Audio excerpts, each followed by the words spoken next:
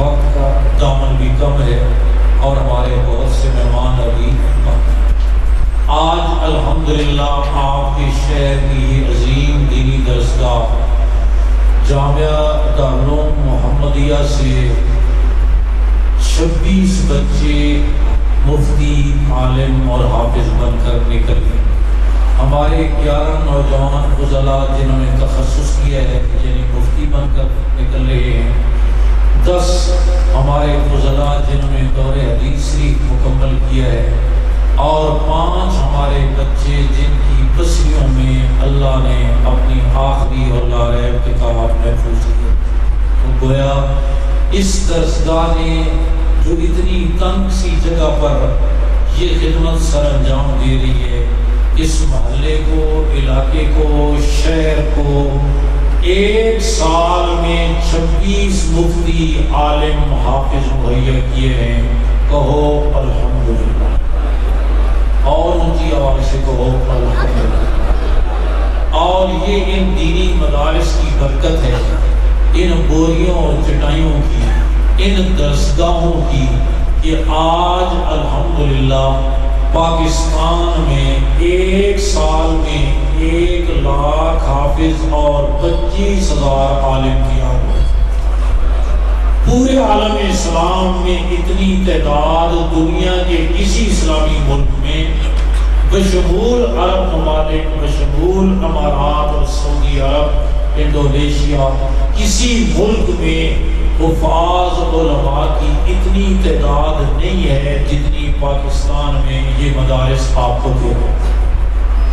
پچھلے سال شعبان کے مہینے میں سعودی عرب نے ہم سے پوچھا آپ کی وفاق المدارس جو ہمارے مسلک اہل سنت علماء دیوبند کے مدارس کا سب سے بڑا نیٹ ورک ہے، نہ صرف پاکستان بلکہ عالم اسلام کا، اور اس نیٹ ورک کے ساتھ اس وقت الحمدللہ 23,500 مدارس کا الحاق ہے۔ کتنے؟ یہ بھی باتیں یاد رکھا کریں۔ آپ نے آلو ٹماٹر تو بڑے یاد رکھتے ہو، دکان کی چیزیں، دفتر کی چیزیں، زمین کی، لیکن ان چیزوں سے مسلمان ناآشنا ہے۔ وفاق المدارس جو مسلک اہل سنت علماء دیوبند کے مدارس کا بورڈ ہے، اس کے ساتھ کتنے مدارس کے الحاق ہے؟ باقی 4 مسالک، تنظیم المدارس بریلوی مسلک، وفاق المدارس السلفیہ اہل حدیث مسلک، وفاق المدارس الشیعہ شیعہ وفاق، اور رابطۃ المدارس جماعت اسلامی، ان 4 مسالک کے 4 بورڈوں کے کل مدارس ملا کر 9,000 بنتے ہیں، اور اکیلے وفاق المدارس کے ساتھ 23,500 مدرسوں کے۔ گویا ملک کے 75% مدارس، 75% درسگاہیں، 75% پڑھنے اور پڑھانے والے الحمدللہ مسلک اہل سنت علماء دیوبند سے تعلق رکھتے ہیں۔ تو سعودی عرب نے ہم سے پوچھا آپ کے وفاق المدارس کے تحت اس سال پاکستان میں کتنے حافظ تیار ہوئے؟ ہم نے کہا حفظ اور دہرائی کے بعد، ہر حافظ تو امتحان نہیں دیتا، جس کی دہرائی مکمل ہوتی ہے وہ دیتا ہے۔ دہرائی کے بعد جن کا امتحان کے لیے داخلہ آیا ہے ان کی تعداد 63,655۔ کتنی؟ 63,600۔ اور گھر جا کر اپنے بچوں کو، گھر والوں کو بھی یہ باتیں بتایا کرو، ہاں صرف جلیبیاں اور کیلے ہی نہ لے کر جایا کرو، یہ دولت بھی لے کر جایا۔ کتنے طلباء کا داخلہ ہے؟ 63,600۔ سعودی عرب والے کہنے لگے، رابطہ عالم اسلامی والے، یہ کیسے ہو سکے؟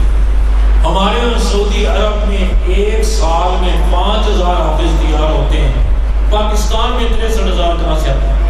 وہ سمجھتے ہیں پاکستان غریب ملک ہے، یہ پاکستانی بیچارے ہمارے یہاں مزدوری کرنے آتے ہیں، پتہ نہیں ان کو کچھ کھانے کو بھی ملتا ہے نہیں ملتا، تو حافظ ہونا تو بہت بڑی بات ہے۔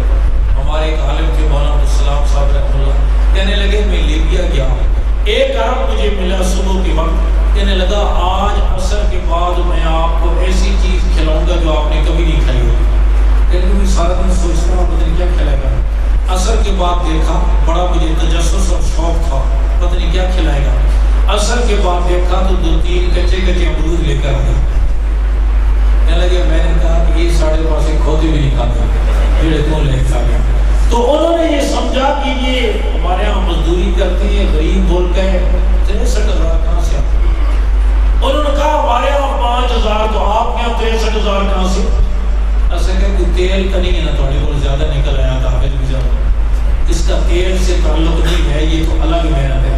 پھر انہوں نے اپنے طور پر تحقیق کی. انہیں معلوم ہوا کہ ایک بھی کم یا زیادہ نہیں یہ 63,655 ہی ہیں. پھر 9 رمضان کو جدہ میں ایک بہت بڑی تقریب میں گورنر جدہ نے 30 اسلامی ملکوں کے نمائندوں کی موجودگی میں وفاق المدارس عربیہ پاکستان کو ایک سال میں پوری دنیا میں سب سے زیادہ حافظ تیار کرنے پر دنیا کا سب سے بڑا ایوارڈ دیا.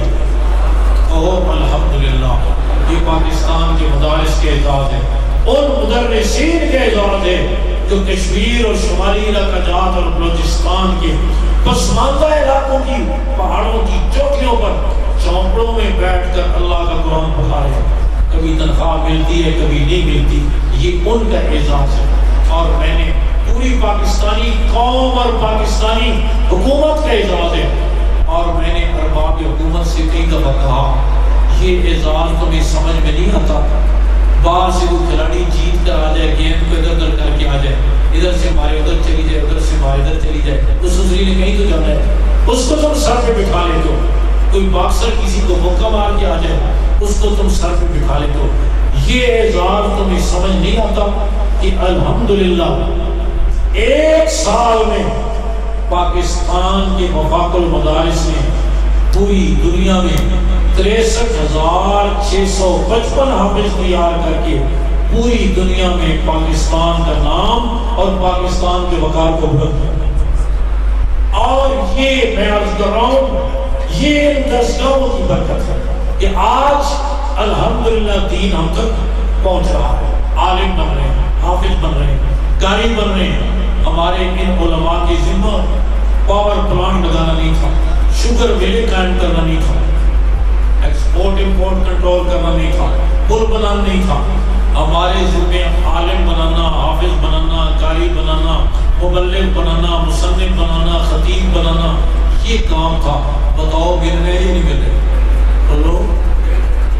کبھی پنڈی میں لاہور میں کراچی میں کوئٹہ میں پشاور میں حیدرآباد میں اعلان ہوا اور رمضان سے پہلے ان دنوں میں کہ اس سال رمضان میں قرآن سنانے کے لیے حافظ نہیں ملیں گے. لوڈ شیڈنگ ہو گئی پتہ نہیں کدھر گئے ملیں گے. ہاں کسی مسجد میں سن لو باقی صورتوں پر گزارا کر لو. لوڈ شیڈنگ ہو گئی اس کہتے 2 گھنٹے بجلی آئے گی پھر 2 گھنٹے جائے گی باقی گزارا کرو. ہمارے یہاں ایسا نہیں.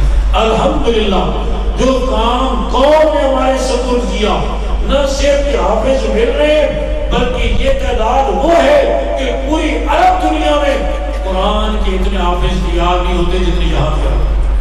اس وقت بھی سعودی عرب میں جس سرزمین پر قرآن نازل ہوا ہے تازہ ترین گنتی کے مطابق 7,500 پاکستانی قاری قرآن پڑھا. سعودی عرب کی سرزمین پر کتنے؟ ابھی جو امام کعبہ تشریف لائے تھے لاہور میں ہم نے انہیں استقبالیہ دیا. وہ کہہ رہے ہیں پاکستان کے ساتھ جہاں میری عقیدت محبت مودت کے اور بہت سے اسباب ہیں وہاں ایک سب سے بڑا سبب یہ ہے کہ میں نے جن اساتذہ سے قرآن پڑھا ہے وہ سارے کے سارے پاکستانی ہیں. حرم کے امام یہ کہہ رہے ہیں. اور میرے بھائیوں آج بھی آپ غور کریں کہ اس گئے گزرے دور میں بھی ادھر تو نہ دیکھا اس گئے گزرے دور میں بھی بر صغیر کے مسلمانوں میں دینی شعور دین کی محبت اعمال کے جذبے پہلے سے دنیا کے مسلمانوں سے کئی گنا زیادہ.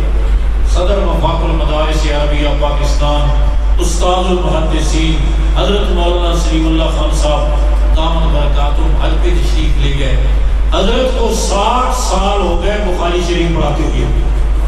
اس وقت 95-96 سال عمر ہے. حرم کے بڑے امام شیخ سبیل نے حضرت کی کھانے کی دعوت کی گھر پہ بلایا اور فرمانے لگے شیخ سبیل میں خود آپ کے ہاتھ دھلاؤں گا. حضرت نے فرمایا نہیں. فرمانے لگے نہیں میں خود ہاتھ دھلاؤں گا اور پھر وجہ بتاؤں گا کہ میں نے کیوں آپ کے ہاتھ دھلائے. خیر انہوں نے ہاتھ دھلائے اور وجہ بتائی. کہا میں 50 سال سے عالم اسلام کے اس مرکز میں حرم میں امامت کر رہا ہوں. پوری دنیا سے عرب عجم کالے گورے مسلمان یہاں آتے ہیں. کہنے لگے میں سب کو دیکھتا ہوں. کہنے لگے میں عرب ملکوں کے لوگوں کو دیکھتا ہوں. ہمارے عرب نماز کا سلام پھیرتے ہی بھاگنے کی کوشش کرتے ہیں. آپ کے ملکوں کے لوگوں کو میں دیکھتا ہوں کوئی دعا مانگ رہا ہے, کوئی نفل پڑھ رہا ہے, کوئی تلاوت کر رہا ہے, کوئی تسبیح پڑھ رہا ہے, کوئی طواف کر رہا ہے, کسی نہ کسی عمل میں لگے ہوتے ہیں. میں اس نتیجے پر پہنچا ہوں کہ یہ آپ کی تربیت کا نتیجہ ہے, اس لیے میں نے آپ کے ہاتھ اٹھایا. آج الحمدللہ اس ملا نے چپراسی سے کم تنخواہ میں گزارا کر کے, مسجد کے کسی چوک اور حجرے میں گزارا کر کے, ساری آسائشوں سے منہ موڑ کر بھی اس نے کلمے سے, قرآن سے قوم کر اس کا ٹوٹنے, اس کی درسگاہ کبھی بند نہیں ہوئی. اذان مسجد کے میناروں سے اس نے کہنا نہیں چھوڑی, مصلی نہیں چھوڑا, ممبر نہیں چھوڑا, اپنا حلیہ نہیں بدلا, لباس نہیں بدلا, قوم کی رہنمائی کرنے کو اس نے نہیں چھوڑا. ہر قسم کے حالات. ہمارے ادھر ہری پور کے ساتھ سکندر پور ایک گاؤں ہے, وہاں ایک عالم تھے مولانا خلیل احمد صاحب رحمہ اللہ. ان کے گاؤں والے ان کو 30 روپے تنخواہ دیتے تھے. کتنی؟ 30.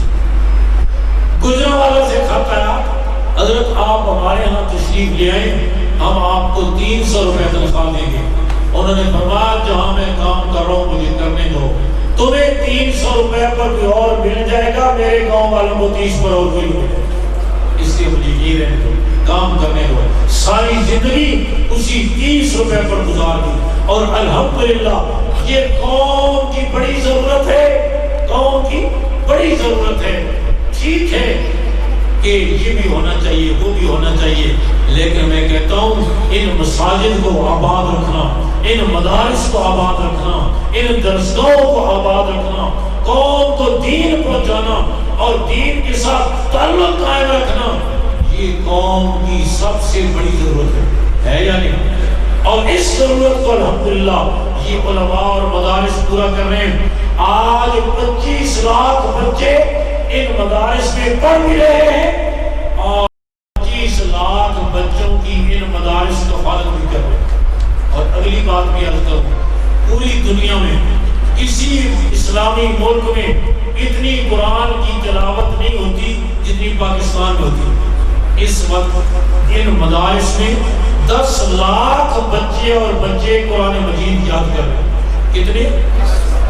اور ایک بچہ جو صبح سے شام تک قرآن یاد کرنے والا پڑھتا ہے, چھٹی کا وقت نکال کر 10 گھنٹے روزانہ پڑھتا ہے.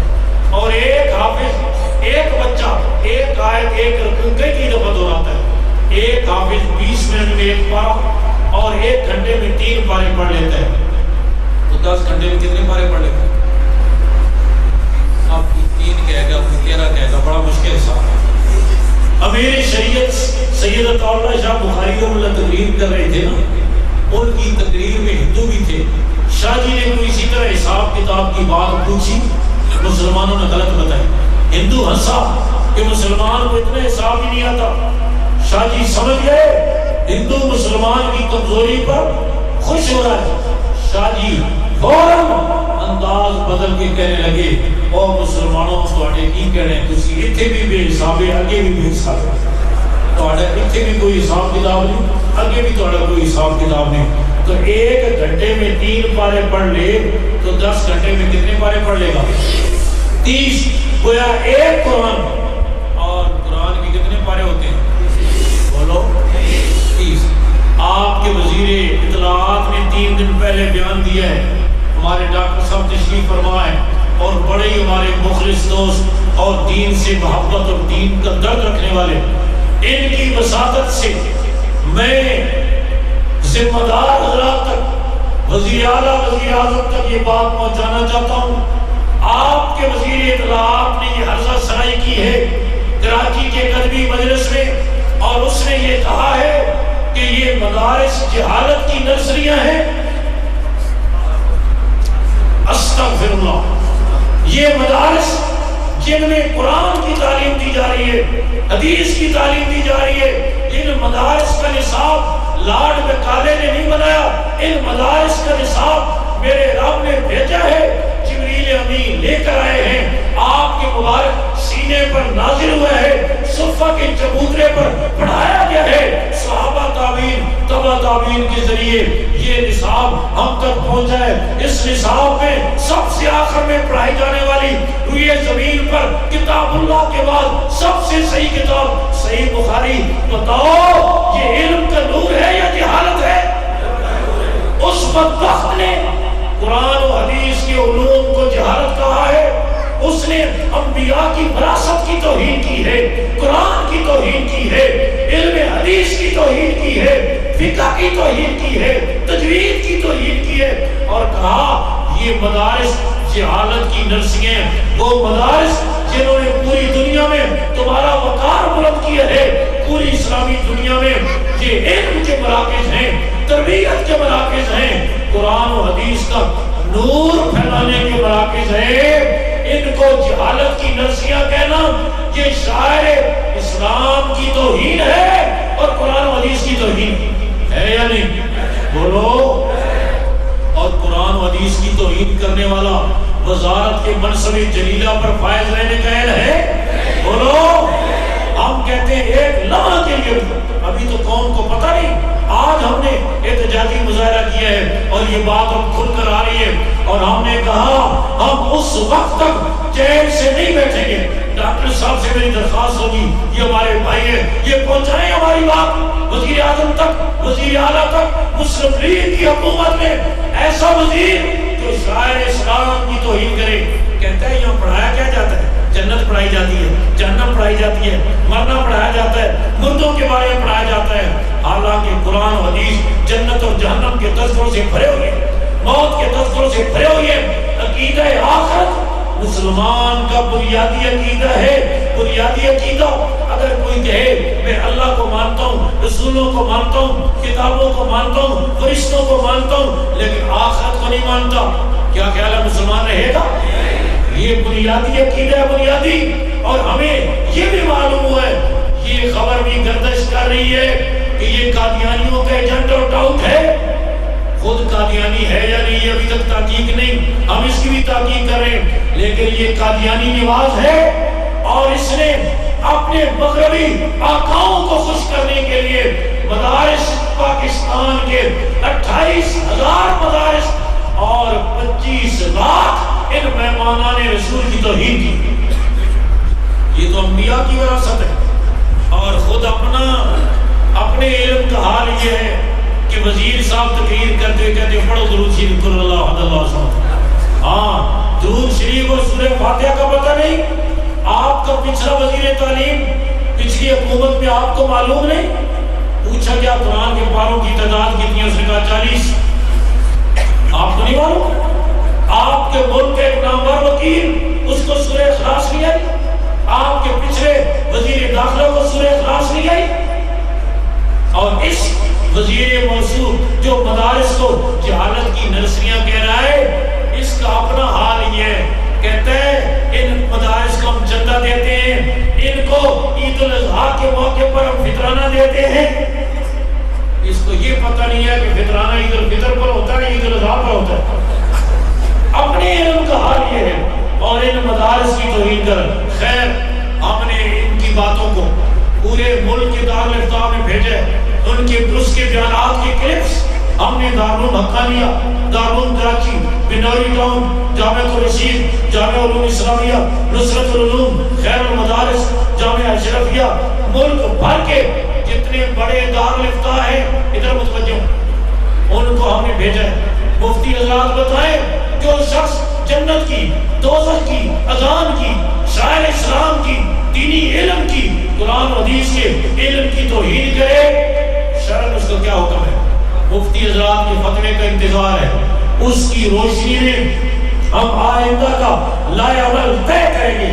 لیکن علماء نے یہ فیصلہ کیا ہے، ہم اس وقت تک چین سے نہیں بیٹھیں گے جب تک اس بدبخت کو وزارت سے علیحدہ نہ کیا جائے۔ آپ کی بات منظور ہے یا نہیں؟ ہونا چاہیے، اور انشاءاللہ ہمارے مخلص مخلص بھائی ڈاکٹر جمال صاحب بھی یہ بات پہنچائیں گے. ہم ہر سطح پر اس کو ہم نے بیداری کی مہم شروع کی ہے اور ہم نے ہر سطح پر ہر فورم پر اس آواز کو اٹھایا ہے. چاروں صوبوں میں سارے شہروں میں یہ آواز اٹھے گی.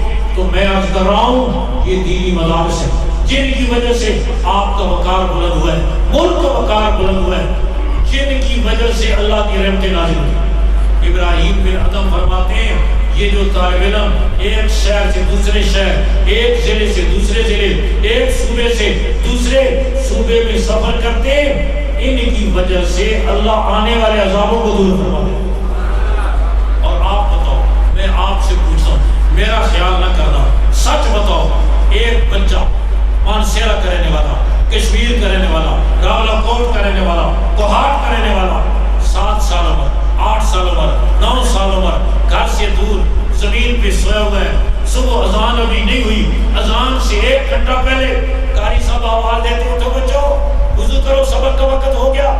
یہ آنکھیں مرتا ہوا اٹھتا ہے, ہاں وضو والی جگہ پر آ کر بیٹھتا ہے, وہیں اونگنا شروع کر دیتا ہے. ہاں اور قاری صاحب پھر آواز دیتے ہیں طارق محمود جلدی کرو, ہاں سبق کا وقت ہو رہا ہے. درسگاہ میں آ کے پڑھنا شروع کرتا ہے فجر کی نماز تک, نماز کے بعد پھر ناشتے تک, پھر ناشتے کے بعد ظہر تک, پھر ظہر سے عصر تک, پھر مغرب سے عشاء تک, پھر عشاء کے بعد تک, عشاء کے 1 گھنٹہ بعد جو چھٹی ہوتی ہے. قاری صاحب کہتے ہیں تجھے منزل یاد نہیں, سونا نہیں جب تک منزل یاد نہ کرو. اب یہ معصوم بچہ سارا دن قرآن پڑھتا رہا, سارا مدرسہ سو گیا ہے, یہ مسجد کے کونے میں جا کر بیٹھ جاتا ہے, پڑھتا بھی ہے, رومتا بھی ہے, پڑھتا ہے, رومتا ہے. آپ سچ بتاؤ یہ معصوم زبان جس نے سارا دن قرآن پڑھا, ماں کی گود سے دور ہے, باپ کی شفقتوں سے دور ہے, بوری اور چٹائی پر بیٹھ کر اونگتا ہوا گرتا پڑتا اللہ کا قرآن پڑھ رہا ہے, اس کی وجہ سے اللہ کی رحمتیں نہیں نازل ہوگی؟ بولو عذاب نہیں ٹلیں گے؟ یہ اللہ کی رحمتوں کو حاصل کرنے کا ذریعہ ہے, جہالت کی درسیاں نہیں. یہ رحمت کے مراکز ہیں, علم کے مراکز ہیں, خیر کے مراکز ہیں, محبت کے مراکز ہیں. ان مدارس نے اجتماعیت کو فروغ دیا ہے.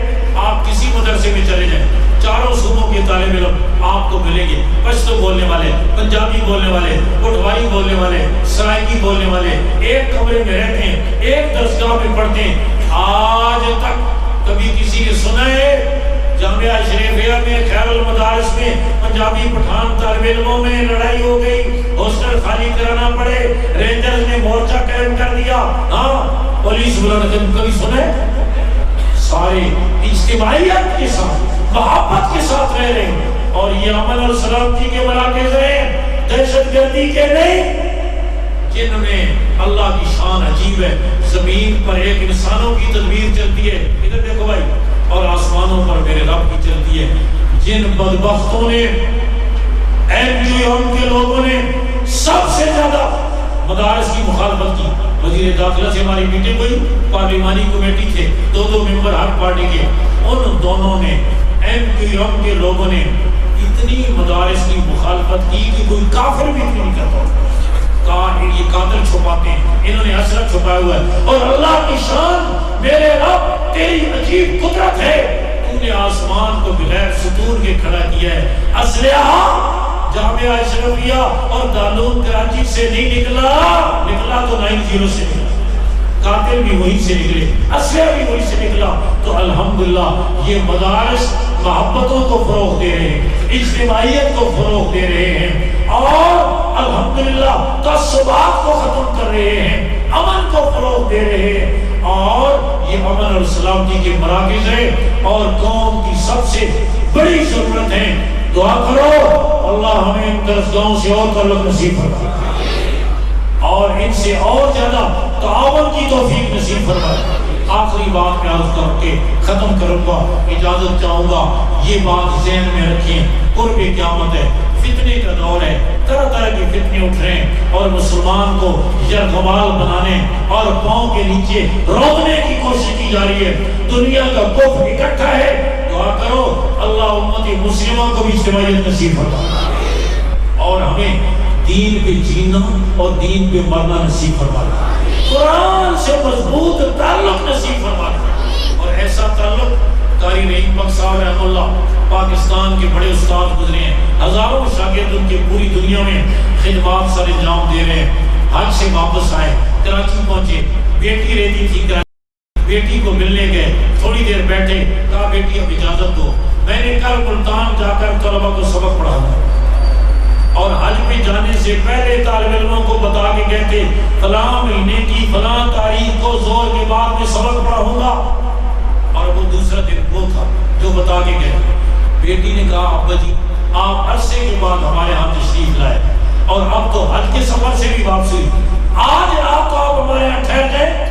فرمانے لگے بیٹی اجازت دے دو، ملاقات ہو گئی، رات یا تو بیت اللہ کے لیے ہے یا کتاب اللہ کے لیے، رات یا تو بیت اللہ کے لیے ہے یا کتاب اللہ کے لیے ہے۔ ایئرپورٹ پہنچے، فلائٹ کینسل ہو گئی، وہاں سے گاڑی کی ملتان کے لیے، اور دوسرے دن زور کے وقت پہنچے، سیدھے درسگاہ میں پہنچ کر سبق پڑھایا، اس کے بعد گھر نشین کیا۔ اور پھر قاری صاحب کی جب انتقال کا وقت آیا، پاس بیٹھا ہوا ساتھی جو سورہ یاسین پڑھ رہا تھا، اس نے کہا مجھ سے سورہ یاسین، قاری صاحب ہوش و آواز نہیں، زبان بند، نزع کی کیفیت، آخری سانس۔ اس ساتھی کہنے لگا مجھ سے سورہ یاسین پڑھنے میں غلطی ہوئی، قاری صاحب نے اس حال میں یوں سارے لگا، کہتے ہیں میں نے غلطی کو درست کر کے ٹھیک پڑھا، قاری صاحب نے پھر یوں سر کر۔ اسے کہتے ہیں کہ قرآن کی محبت دل میں اترتا ہے۔ دعا کرو اللہ ہمیں ایسی محبت نصیب کرے۔ ہاں، اور میری اور آپ کی زبانوں پر، ہماری اولادوں کی زبانوں پر اللہ کا قرآن آ جائے، اس سے پڑھ کر سعادت۔ اور امام عاصم کوفی قرات کے مشہور امام گزرے، طلبہ کو سبق پڑھا رہے ہیں، ایک طالب علم کہنے لگا حضرت آپ کون سی خوشبو استعمال کرتے ہیں، یہ ملتی کہاں سے ہے؟ بڑی نایاب اور اوپری قسم کی خوشبو ہے۔ انہوں نے کہا بیٹا ہے ہی کوئی، میں نے نہ خوشبو خریدی ہے نہ میں استعمال کرتا۔ اس نے کہا نہیں یہ تو بڑی اوپری کوئی، ملتی کہاں سے ہے؟ بیٹا ہے ہی کوئی نہیں۔ وہ طالب علم بھی لسوڑا ہی تھا، پیچھے پڑ گیا، کہنے لگا حضرت بتائیں یہ کہاں سے ملتی ہے؟ جب بہت اصرار کیا، انہوں نے فرمایا بیٹا خوشبو تو میں کوئی نہیں استعمال کرتا، قرآن کی تلاوت میں شب و روز کثرت سے کرتا ہوں۔ ایک رات خواب میں امام الانبیاء صلی اللہ علیہ وسلم کی زیارت ہوئی، آپ نے فرمایا عاصم تم کتنے اچھے ہو، تمہارے ہونٹوں سے قرآن کی تلاوت ہوتی ہے، اور یہ فرما کر چوم لیا میرے آقا نے میرے ہونٹوں کو، میں اسی دن سے خوشبودار ہو گیا، میں اسی دن سے خوشبو۔ دعا کرو اللہ میں گھروں کا ماحول یہ نصیب فرمائے، ہمارے گھر قرآن کے نور سے منور ہو۔ آج ہماری راتیں اجڑ گئی، گانے سنتے سنتے، ڈرامے دیکھتے دیکھتے، غفلت کے ساتھ۔ نوافل تو دور کی بات ہے، کبھی مسلمان کی تہجد قضا نہیں ہوتی تھی، آج فرض نماز پڑھنا مشکل۔ امام ابو حنیفہ رات کو اپنے گھر کی چھت پر کھڑے ہو کر پوری رات نوافل میں یوں اللہ کا قرآن پڑھتے اور کھڑے رہتے جیسے کوئی درخت کا تنا یا ستون کھڑا ہوتا۔ جب انتقال ہو گیا، ان کے پڑوس میں ایک بچے نے اپنے والد سے پوچھا ابا جان ہمارے پڑوسیوں کی چھت پر ایک ٹاور اور ستون ہوتا تھا، وہ گر گیا، کدھر گیا، اب نظر نہیں آتا۔ وہ باپ کہنے لگا بیٹا وہ ستون تو نہیں تھا، وہ تو امام اعظم ابو حنیفہ تھے جو ساری رات اللہ کے سامنے کھڑے ہو کر اللہ کے قرآن کی تلاوت کرتے، اب وہ ستون تجھے قیامت تک کبھی نظر نہیں آئے گا۔ اس انداز میں ہر قرآن کے نور سے منور ہے۔ اللہ کرے ہمارے گھروں کے ماحول قرآن والے یہ نیت کرو کہ انشاءاللہ ہم اپنے گھروں کے ماحول کو قرآن والا ماحول بنائیں۔ آخری بات ایک واقعہ عرض کر کے ختم کرتا ہوں۔ شیخ الحدیث مولانا زکریا رحمۃ اللہ فرماتے ہیں میری دادی جان قرآن مجید کی ایسی پکی حافظہ تھی کہ گھر کا کام کرنے کے ساتھ ساتھ روزانہ 16 پارے ملا کر لفظ تلاوت کر لیتی، کپڑے دھو رہی ہیں تلاوت کر رہی ہیں، جھاڑو دے رہی ہیں تلاوت کر رہی ہیں، آٹا گوندھ رہی ہیں تلاوت کر رہی ہیں، بچے کو کھلا رہی ہیں پلا رہی ہیں، سلا رہی ہیں، جگا رہی ہیں، اٹھا رہی ہیں، تلاوت کر رہی ہیں۔ فرمایا اس کا نتیجہ یہ ہوا کہ جب میرے والد صاحب کا دودھ چھڑایا گیا تو ایک پاؤ پارا یاد ہو چکا، ہر وقت کی سننے کی وجہ سے ایک پاؤ پارا۔ اور شیخ فرماتے ہیں الحمدللہ میرے سارے بچوں اور بچیوں نے قرآن کے ماحول میں پرورش پائی۔ بھی اولادوں کو یہ دولت دینے کی توفیق۔ حضرت شیخ فرماتے ہیں میری بیٹی جو مولانا یوسف رحمۃ اللہ کی اہلیہ تھی ٹی بی کی مریض ہو گئی، اس وقت ٹی بی لاعلاج بیماری ہوتی، برسوں بستر عدالت پہ رہی، صابر و شاکر رہی، اعمال کی پابند رہی، کبھی زبان پہ شکوہ اور شکایت نہیں آیا۔ حضرت شیخ عزیز فرماتے ہیں میں اللہ کی کس کس نعمت کا شکر ادا کروں؟ میری یہی بیٹی مغرب کی نماز پڑھ رہی تھی، سجدے میں گئی کہ روح پرواز ہو۔ دعا کرو اللہ ہمیں بھی ایسی موت نصیب۔ آمین اونچی کو ہون نہیں آنی، آئے گی آپ نے وقت دی، کسی پریشان ہو گئی شاید ہونی آ جائے۔ دعا کرو اللہ ہمیں ایسی موت نصیب ہو، قرآن پڑھتے ہوئے موت آ جائے، تلاوت کرتے ہوئے موت آ جائے۔ آپ میں کہا کرتا ہوں آج مسلمان زبانی جمع خرچ تو بڑا کرتا ہے، عمل کے اعتبار سے کوڑا اور صفر ہے۔ ایک بزرگ کہنے لگے میں مدینہ منورہ میں مسجد نبی شریف میں بیٹھا تھا، ایک نوجوان آ کے لگا حضرت دعا کرتے اللہ مدینے کی موت دے دے۔ ان کا بھی کر دوں، کرنی ہے ابھی نہیں کرنی، ابھی تو میری شادی کرنی ہے۔ ہاں زبانی جمع خرچ مسجد نبی شریف میں تھے، مدینہ منورہ میں حج پر ایک ساتھی نے کھانے کی دعوت کی عشاء کی بات، ایک ساتھی اور بھی میرے ساتھ تھا، میں گیا کھانا کھایا، کھانے کے بعد ساتھی کہنے لگا آپ کی رہائش زیادہ دور نہیں، گاڑی کی ضرورت نہیں ہے، گلیوں میں چلے جائیں آپ کی رہائش آئے۔ ہم چل پڑے، اللہ کی شان راستہ بھول گئے، پون گھنٹہ پھرتے رہے راستہ ہی نہیں ملے۔ میرا وہ ساتھی پریشان ہو گیا، کہنے لگا پون گھنٹہ ہو گیا راستہ ہی نہیں مل رہا۔ میں کہا پھر کی ہو گیا؟ پاکستان تو بڑی ناتا پڑتا سے مدینے جاؤں راستہ بھول جاؤں اور کبھی واپس نہ آؤں۔ ہاں ارے پونا گھنٹہ ہی ہوا، پریشان ہو گیا۔ ہاں آج زبانی جمع خرچ مسلمان بتیرا کرتا ہے، عمل کے اعتبار سے صفر ہے۔ دعا کرو اللہ میں قرآن پڑھتے ہوئے موت دے، ایسے نہ ہو خدا نہ خواستہ بٹیرے لڑاتے ہوئے، تاش کھیلتے ہوئے، ہاں کسی اور اللہ کی ناراضگی کی حالت میں کہیں موت نہ آ جائے۔ فرمایا جو لوگ جس حال میں مریں گے اسی حال میں، اللہ ہمیں اس کی توفیق دے۔ حضرت شیخ نے فرمایا بیٹی سجدے میں گئی اور روح، اس کے بعد اس عظیم باپ میں، اور شیخ الحدیث مولانا زکریا کوئی معمولی آدمی نہیں، اس دور کے غزالی اور راضی ہیں، شبلی اور جنید بغدادی ہیں، علم و عمل کے آفتاب و مہتاب ہیں، قطب الاقطاب ہیں۔ ہمارے اساتذہ فرمایا کرتے تھے شیخ الحدیث مولانا زکریا ابن حجر اور ملا علی قاری سے کسی صورت میں کم نہیں، صرف زمانے کا فرق ہے۔ ابن حجر نے بخاری کی شرح لکھی، حق ادا کر دیا، لیکن کئی جگہ پر ابن حجر کا قلم رک گیا کہ یہاں مجھے نہیں معلوم امام بخاری کی کیا مراد ہے۔ ہاں آج تو بخاری کے لوگوں نے کلمہ بنا دیا، سارا دن ریڈی پر گڈیریاں بیچتے ہیں، شام کو بغل میں بخاری اٹھائی ہوتی ہے۔ بخار جلدی آ جاتا ہے، بخاری اتنی جلدی نہیں آتی۔ ہاں قلم رک گیا، کہا نہیں معلوم کیا مراد۔ جہاں ابن حجر کا قلم رک گیا، شیخ الحدیث مولانا زکریا نے ان جگہوں کو بھی حل کیا۔ ہمارے اکابر کو اللہ نے وہ عظمت دی۔ اس عظیم باپ ادھر تو نہ دیکھو بھائی، تو میری بات یاد ہے شروع میں گئی۔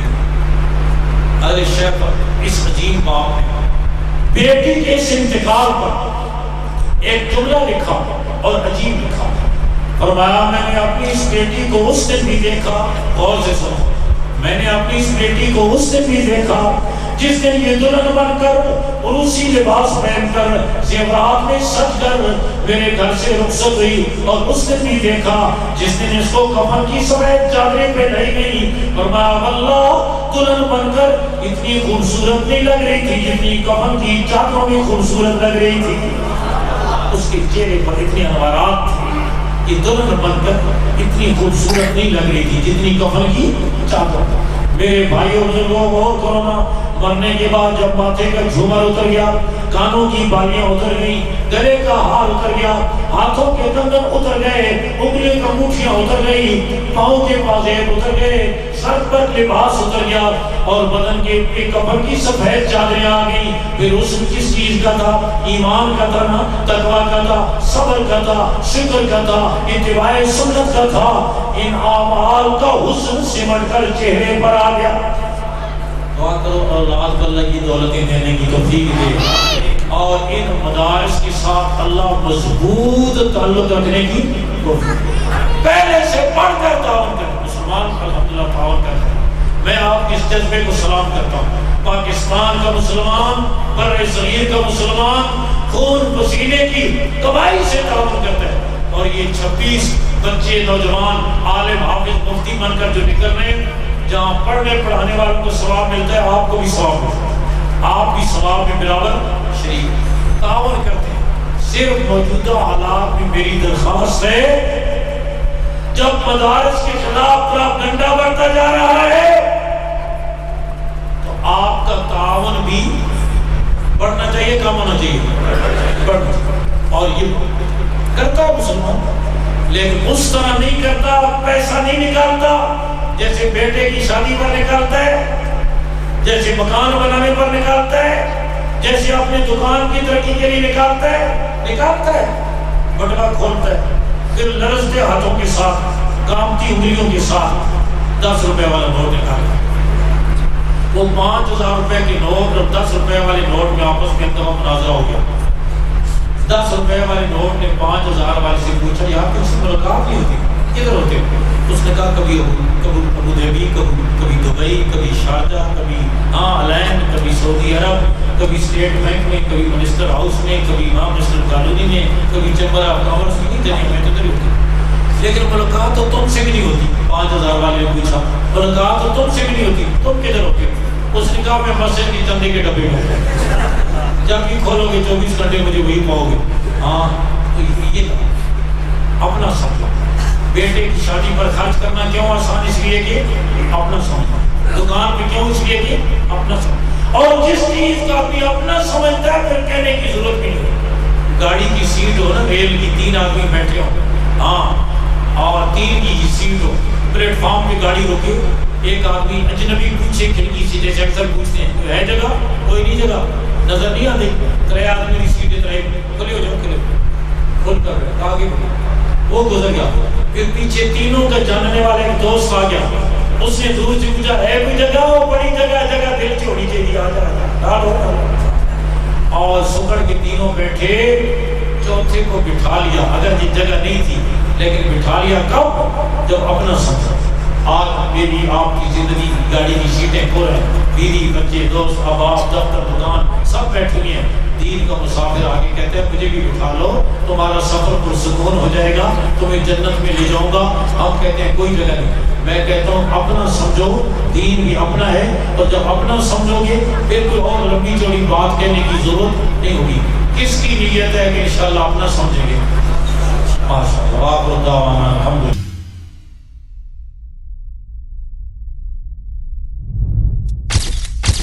Message TV. This is your channel. This is your channel.